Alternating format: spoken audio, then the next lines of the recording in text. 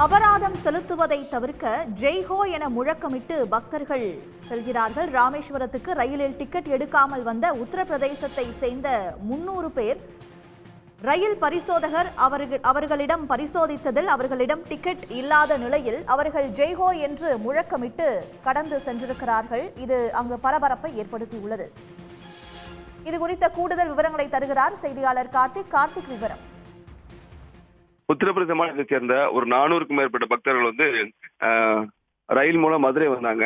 மதுரையிலிருந்து இன்று காலை பாத்தீங்கன்னா பேசஞ்சர் ரயில் மூலம் அந்த 400 பேர் பேசஞ்சர் ரயில் ஏறி ராமேஸ்வரம் வரும்போது பாத்தீங்கன்னா தென்னக ரயில்வே டிக்கெட் பரிசோதனை அந்த 400 பேரும் சோதனை செய்து பார்த்தபோது 100 பேர் தான் டிக்கெட் எடுத்திருக்காங்க. 300க்கும் மேற்பட்டவர் டிக்கெட் எடுக்காம பயணம் செஞ்சது தெரிய வந்திருக்கு. இதை தொடர்ந்து அவங்க ராமேஸ்வரம் ரயில் நிலையத்துக்கு தகவல் தெரிவிக்கப்பட்டு ராமேஸ்வரம் ரயில்வே நிர்வாகம் சார்பாக பாத்தீங்கன்னா அந்த 300க்கும் மேற்பட்ட பயணிகள் நிப்பாட்டி பரிசோதனை செய்து ஃபைன் அடிக்கும் போது பாத்தீங்கன்னா அவங்க யாருமே ஃபைன் செலுத்த முன் வரல. இருந்த போதும் ஒரு 60க்கும் மேற்பட்டவர்கிட்ட அபராதம் செலுத்தி 25,000 ரூபாய் வசூல் பண்ணிருக்காங்க.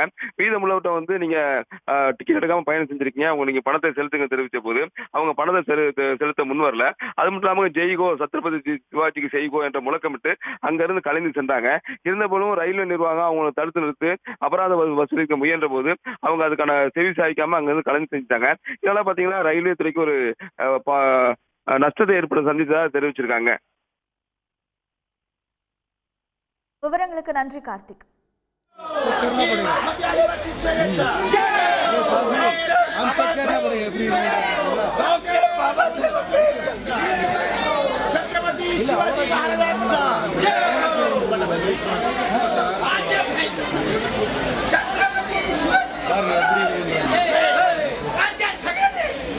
अखिल भारत